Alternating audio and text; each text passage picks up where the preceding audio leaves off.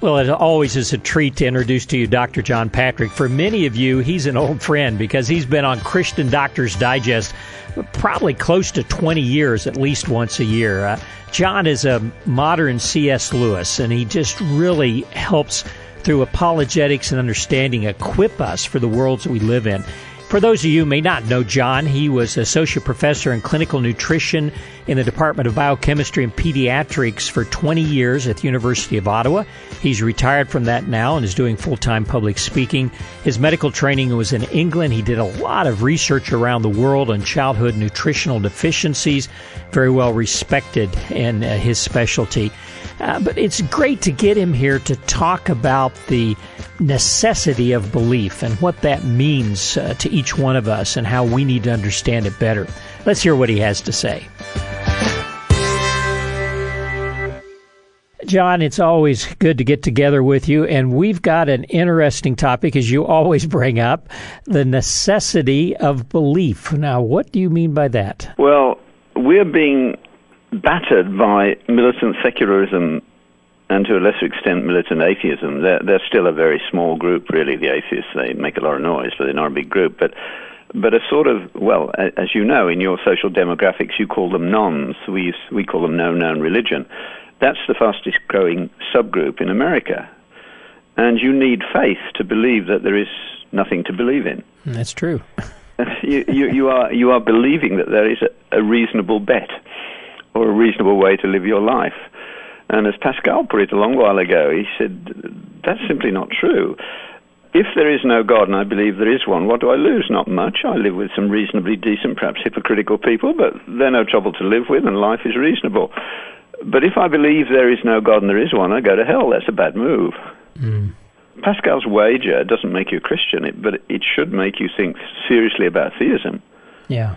And I think at this stage in Western history, that's the starting point for us.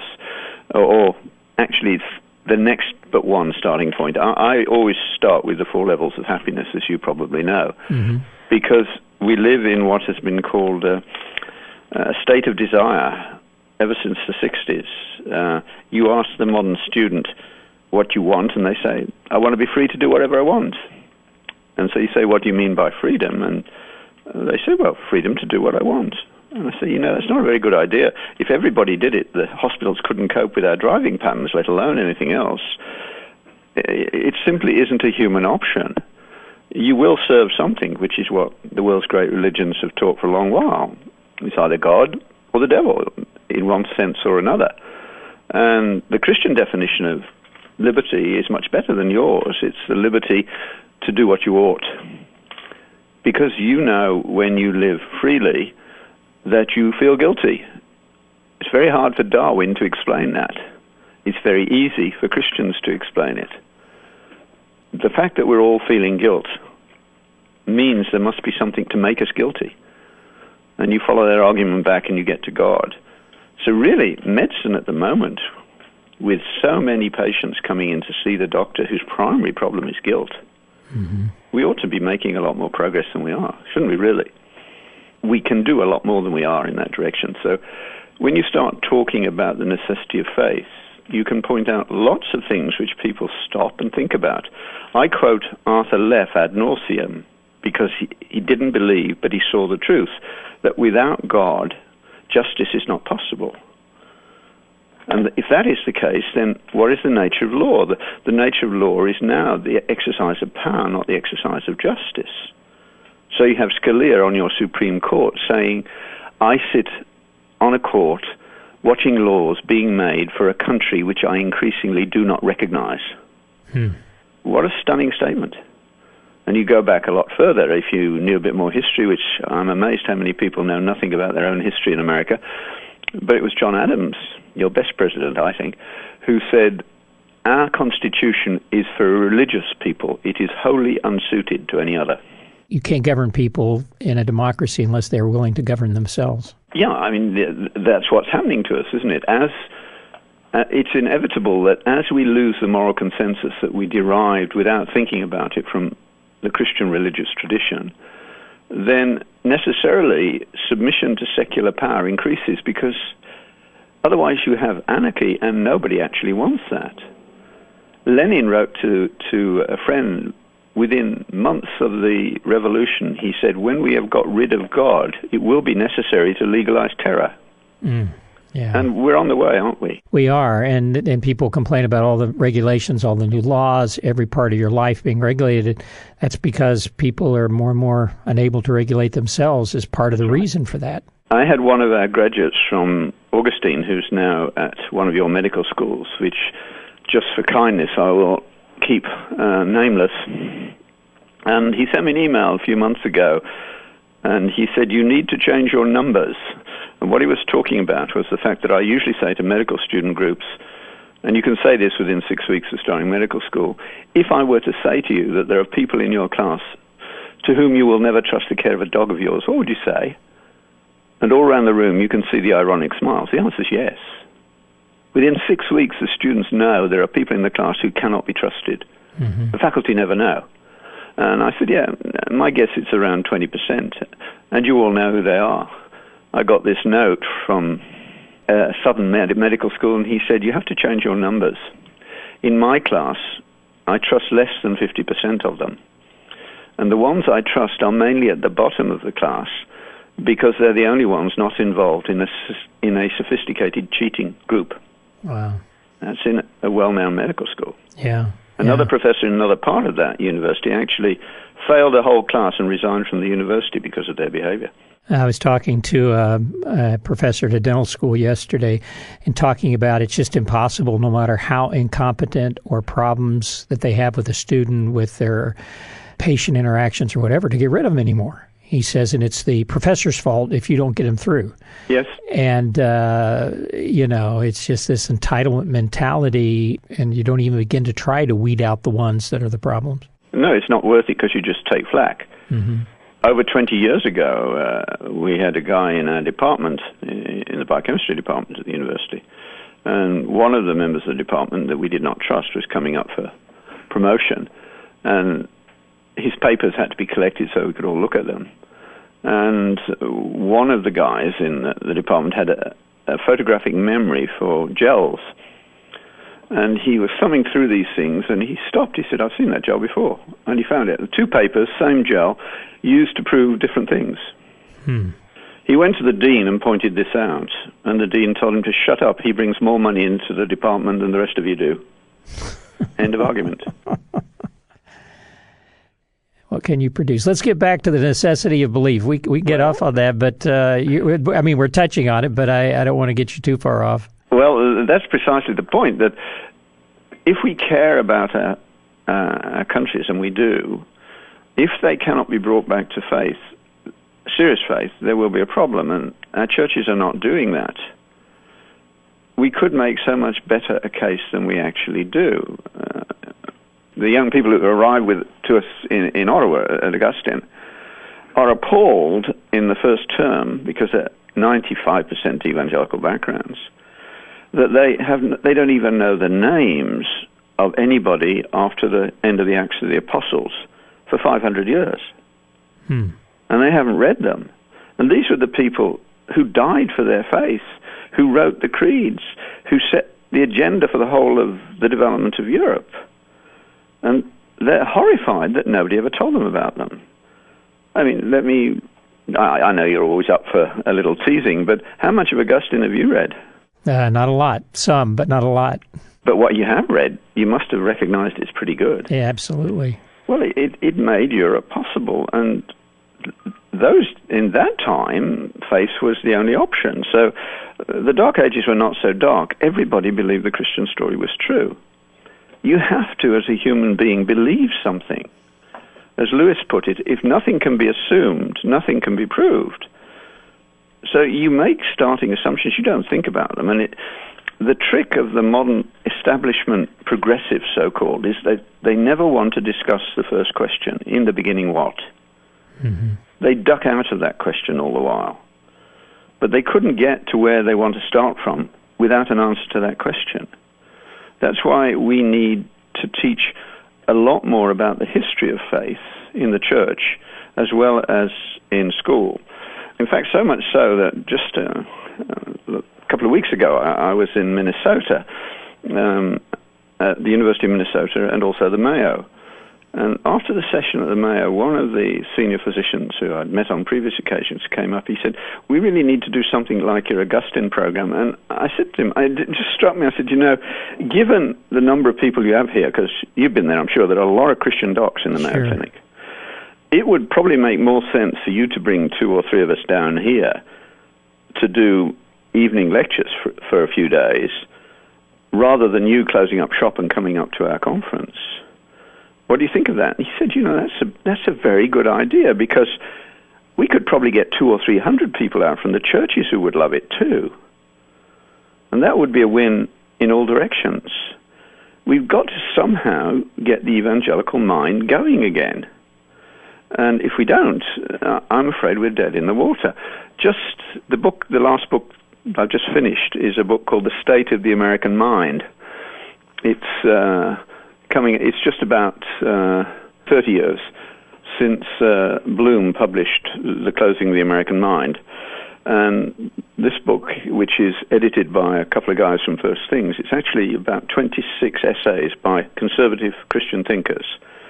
But they're talking about the state of the American mind and what the problem is and what will need to happen to fix it. It's a very, very interesting read. And in essence, what's happening in the Western world at the moment is our young people want their feelings to dominate everything else. They even tell me what they feel about biochemistry. So they want to feel God as well. Well, we all do, but he doesn't give us that many overwhelming subjective experiences of himself, does he? No. But what he does do is get at us through the Holy Spirit, through our minds, and then we realize what we ought to do. And we do it initially out of a sense of duty.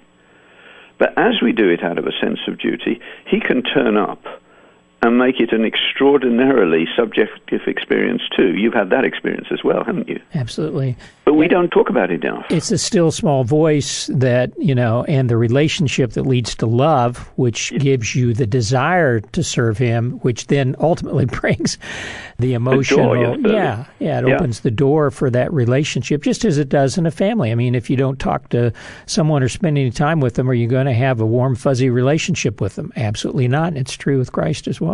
Yeah. I didn't give, being unlike you, I was a very slow starter, or at least I had some very bad habits called ambition and self-centeredness. So I didn't actually give a summer to God until I was in my 50s. I mean, I did Christian things, but I decided what they would be. That's what most of us do, isn't it? Mm-hmm. We don't say to God, what do you want me to do? We say, God, I'd like to do this, will you bless it, basically. That's the way we go about it. Well, the summer of 94 Sally was in Central Africa running refugee camps, and I went out to see her, and I knew my research in the area was in ruins, so I said to God, this is your summer, I don't know what use can be made of it. It was the best summer of my life. I spent the whole summer teaching in the refugee camps, sometimes 6 hours a day. I was not tired. I was in tears. They were in tears. And I was simultaneously the most happy man in the world. Now, we need to talk about that sort of thing. We all have experiences. We need to tell the real ones as they happen, warts and all, the bad times as well as the good ones. In our tradition, we tend, as teenagers, to be persuaded to have a certain sort of conversion story, don't we? You're required at some stage to give your testimony.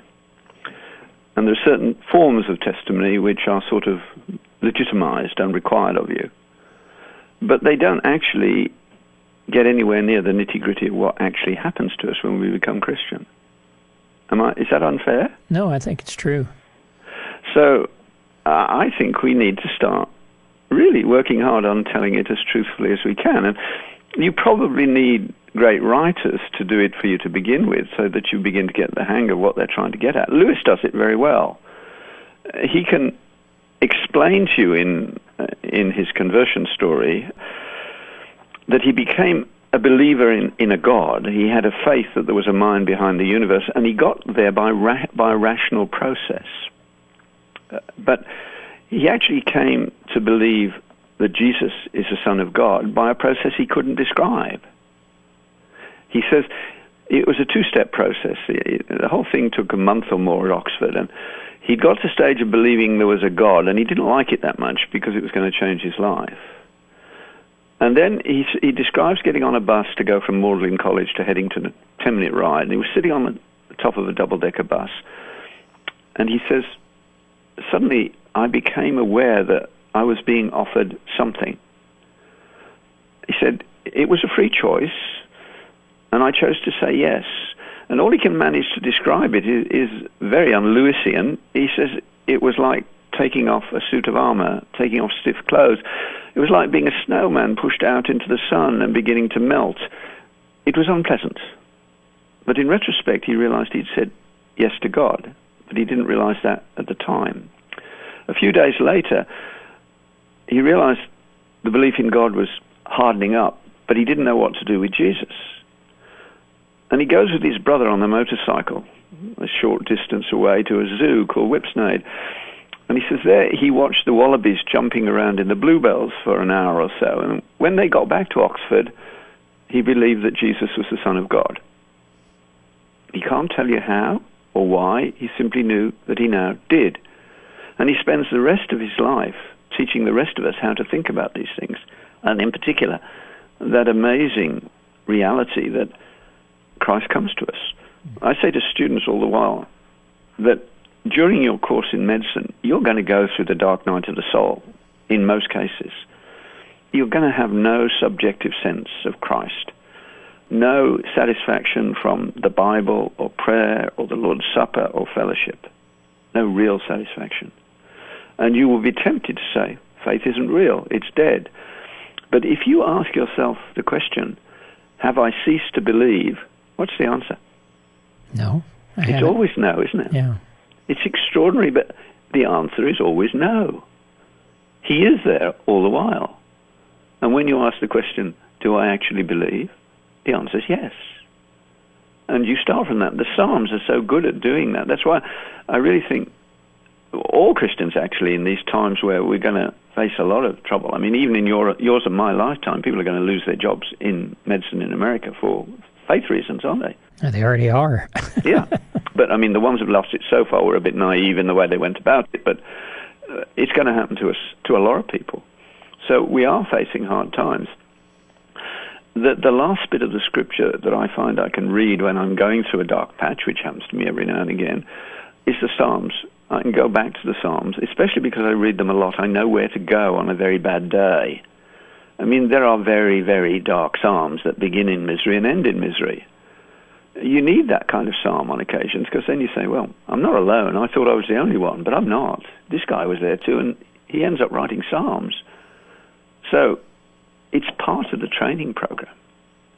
I don't know why, but people who haven't suffered are not deep Christians ever, are they really? That's so very true. In fact, when my missionary colleagues and some of those people that served for years overseas, and you just sense this deep faith and peace. And, and a lot of it's they've just been through the mill and in very difficult situations with overbearing workloads and difficult political problems or security problems or whatever. Yeah, losing wives and children as well. Yeah, like losing loved ones. And it's driven them to their knees and into the presence of God, and they live there now. Yeah. And you just sense it. And so often we live at a very shallow level, trying to manage our worlds on our own, and when we're desperate is when we come closest to Him. As I'm getting, near call home time, I've already gone past 70 years and 10, so I'm becoming more aware of how much humble folk know so much more than I do in many ways. It's been a great privilege for me over the last 3 or 4 years on several occasions now to be asked to go back to the church that I grew up in, not the group, not in England, but once in the Argentine and several times now in Jamaica. Now, this is a group called the Brethren, and they're very biblicist. The Bible is fundamental, and they believe it's true. Some of them believe the Schofield references are written by God as well, but they're very devout people, and they care for one another deeply. But over the last few years, I've been asked to go and give talks that I would, if somebody had told me I would be doing this, I wouldn't believe it. In Chile, a Canadian doctor friend who comes from there saw I was going to go to Uruguay to the CMDA. He said, would you go to my town in Cordoba in the Argentine, because I think my church is ready for someone like you. I said, sure, I will. And I went to do, sort of things I do, but about two-thirds of the way through the week, I felt very much at ease in the evening, and I had a wonderful translator. And I started talking about sexuality and why we are so prudish about it in church and don't talk about it, and that's bad for our young people, etc. And I started talking about how the Bible talks about it and how we could talk about it if only we'd pluck up the courage. And to my astonishment, I expected to see people getting uncomfortable, but they didn't. And tension deepened. And the most beautiful thing was when it was all over, and there had been lots of questions, an elderly woman, she must have been 80 if she was a day, came up to me with tears in her eyes. And she said, I've been asking the Lord to send someone like you to give that talk in this church for 20 years. Thank you. Wow. That's moving, isn't it? It is. And we need to bear witness to that, because people are looking. And when it happens, we need to share it. And God takes such care over his details. This March, we were in Africa, and I didn't really want to go, but Sally said it was time to go. So we went, my neck was aching. I didn't want a long flight. I was being a bit of a grump. But it was a chance to see Joanna in Malawi. We went to Zimbabwe first, where not many people go now, and that's wonderful because they have one specialist per specialty in the medical school, but over half the students are active Christians, largely Pentecostal. I've been about 3 times now, and after the first time they got to understand me, and they turn up in large numbers every time now. So that was good. Anyway, then we had time with Joanna, and that was lovely, and then we had to go off to South Africa for, about 2 and a bit weeks of continuous speaking, basically. And I was sitting in Blantyre Airport, still a bit grumpy, and Blantyre Airport was built when the biggest plane was a DC-3, and they haven't made it any bigger, so there's no room in the waiting room. And when we got through their laughable substitute for security, there was 1 seat left, and Sally sat down. And the guy next to her had put a bag on the seat, and so I said, is somebody coming to sit in that seat? And he was reading a Kindle, and he looked up, he said, no, I'm sorry, do sit down. And I said, I enjoy my Kindle too, and don't notice what's going on. And then he stopped and looked at me, he said, have we met? And I said, it's a bit unlikely, isn't it, in Blantyre in Malawi? And he said, it's your voice. You gave some lectures in Cape Town in 1999, didn't you? And I said, about then, yes. And he said, Ben Gaunt brought you. I said, I remember Ben very well. He said, I was a medical student at the time. I wasn't actually there for the lectures, but Ben recorded them all. And when I got back, he gave me a set. I wore them out. It's such a delight to meet you, because the best 2 weeks of my year are in Malawi, and I wouldn't be doing that if I hadn't met you on tape. Wow. You never Just know when what I God's needed up a bit to. of encouragement. Yep, you never know what God. In fact, I've said, I think the first 1,000,000 years of heaven is going to find out all the things that God did while we were there, and we had no idea, or after we were there, or somebody passed on a tape or a book. We have no idea what we're doing most of the time. Yeah, and what and God's every up now and to. again, he gives you a little hint like that, which is just beautiful. Yeah, it is. And without faith, none of this would happen. But these are the best bits of human living. So you can say, without faith, you're never going to live. You have a debased sense of what love is. Wendell Berry, in his essay on sex and the economy, has a wonderful line where he says, the modern world thinks it's opened the door to sexuality. It's done no such thing. Real sexual intimacy cannot be shown, so great artists don't try to do it. When you show sex, you reduce it to banality, to pornography. But the real thing, the tenderness between people that can develop over time, you can't show that. It's not possible to do it. And the Bible is very clear about that, isn't it? You know, that the relationships between men and women in the Bible were way ahead of what they were in other parts of the world. And it wasn't until Jesus came that the world changed and things began to get seriously better for women. And it took centuries, but it did make a huge difference in that area. Without faith, that can't happen. You look over the history of mankind and the impact of faith and, through every age of history, and then how we've just moved away from it and the consequences that we're seeing around us in our cultures, in our families, and everything. If what people really value, they no longer have. They're desperately trying to put patches on the problems they have, where the bottom line issue is a lack of a belief, a lack of faith in God and a relationship, and, as you said, a sense of the oughts that really give them freedom. There is a movement happening, and I was reading about it today, that you've heard me probably quote at the end of McIntyre's book, After Virtue, where he says we are waiting for a doubtless Newsom Benedict. What one sees amongst the young people today is they want a more serious faith, because the times are getting harder and only a serious faith will survive. Mm-hmm. We need to produce communities within which the civilities and virtues can flourish. Our churches have got so obsessed with numbers that we don't want to upset anyone. We've turned the church into a social club. I mean, when Jesus came to preach, he upset people. And that's the job of the preacher. If you leave church every Sunday morning and you feel better than when you went in, the preacher's not doing his job. You should come out challenged, mortified, and in need of confession. Yeah. And when you do that, and then say, Lord, show that I'm forgiven by showing me what I have to do, he will do that. But if you come out all bubbly, that's going to evaporate before you get into the car. Right. Wasn't that an entertaining sermon? Wasn't that a great story? Wasn't that? That's not the way to go. That was so funny, that joke he told, Yeah. Jokes are the worst of all. Yeah. Because most people spend the whole sermon trying to remember the joke then, and you shouldn't do that. John, you've once again challenged us and made us think, and I'm excited that you're going to be at the national meeting this year. Well, I want to say one thing about that meeting. Yeah. I was delighted when I saw the list, because I've wanted to meet Mangal Wali for a long while. Great. And he's a speaker. Who brought him along? Gene, and through some contacts that he had. And most people have never heard of him, but he's wonderful. Everybody that's heard him goes, wow. Have you read the book, The Missionary Conspiracy? I have not. It's on my reading list. It's sitting on my desk. So I'm really looking forward to meeting him, but I probably won't get near him. I should send an email to you or Gene and ask you to forward it to him, because we're on the same page in so many things. That he's talking about what evangelicals did for India at the time when evangelical education was good, so they were in the top positions in the Indian civil service.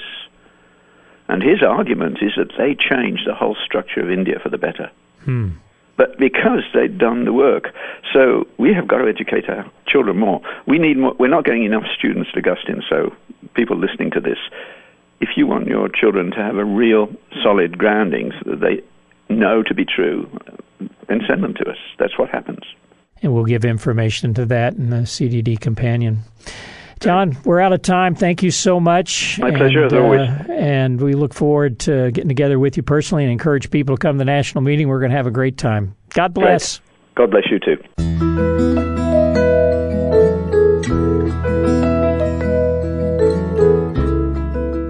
Well, as John mentioned, we're going to have a great time at the national meeting. The date's April 21st through the 24th. We'll be just outside Asheville at a beautiful retreat center.